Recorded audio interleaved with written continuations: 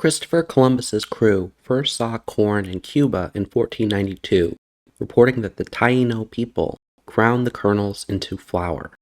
Within 20 years, the plant appears in writing and artworks from Italy and Spain, and today it's one of the most important crops grown all over the world. But why do some articles debate whether corn was in Asia and the Middle East before Columbus?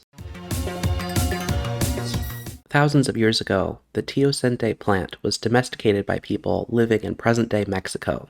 The reliable and nutritious crop laid the foundation for the Aztec cities to be built, and reached the Incan Empire as seen in this metal artwork. In 1820, John Crawford, then the top British official in Java, wrote that the name of corn in Indonesia, jagung, was not related to corn in any known language.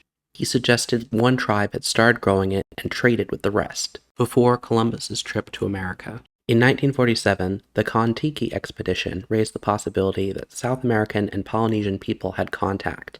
Within a decade, there was a theory that sweet potato, popular across the Pacific, had been acquired from South America 1,000 years ago and traveled the islands by canoe. That hypothesis is now popular, but still debated. In 1971, Crawford's writing would be cited in Man Across the Sea, Problems of Pre-Columbian Contact. M.D.W. Jeffries conceded that maize originated in the Americas, but it had made it to Indonesia before Columbus. You might have seen maps like this, which show the words for tea being carried thousands of miles by traders. Jeffries was fascinated by the words for corn following interesting patterns.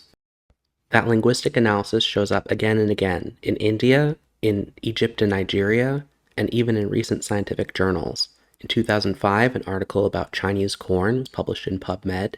In 2024, an article in Plant Signaling and Behavior suggested that corn was in the Middle East. But what can we make of these stories?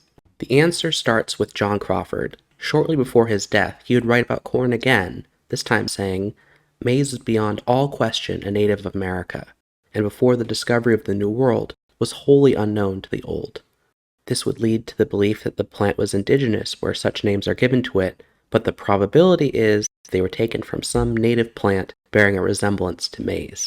The Wiktionary page for jagung backs this up, saying that this also could refer to foxtail millet.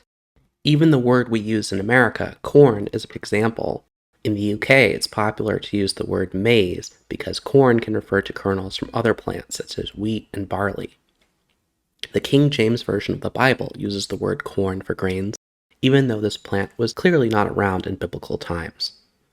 If we look back at the scientific journals, these researchers never find genetics or archaeology comparable to South America. They all go back to the linguistics. On further review, the PubMed article has one author, and they've written mostly other articles about corn spreading to West Africa and Spain. The journal Plant Signaling and Behavior is a bit quirky, publishing articles on a wide variety of topics from high school science to plants forming memories. So what is the fascination with corn? I think that corn being the largest crop by global calories and a stable crop for many, there is a type of prestige attached to it and having grown it for thousands of years. Even after it has been grown with workers worldwide and mixed in with so many flavors and diets, people might not accept that corn and chili peppers came to them from far, far away. This was only my second video on this new science channel. I'm a real human person and not an AI.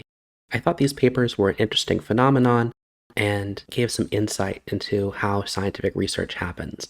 If you like, comment, or subscribe, that helps make this channel grow. Every bit helps. Thanks.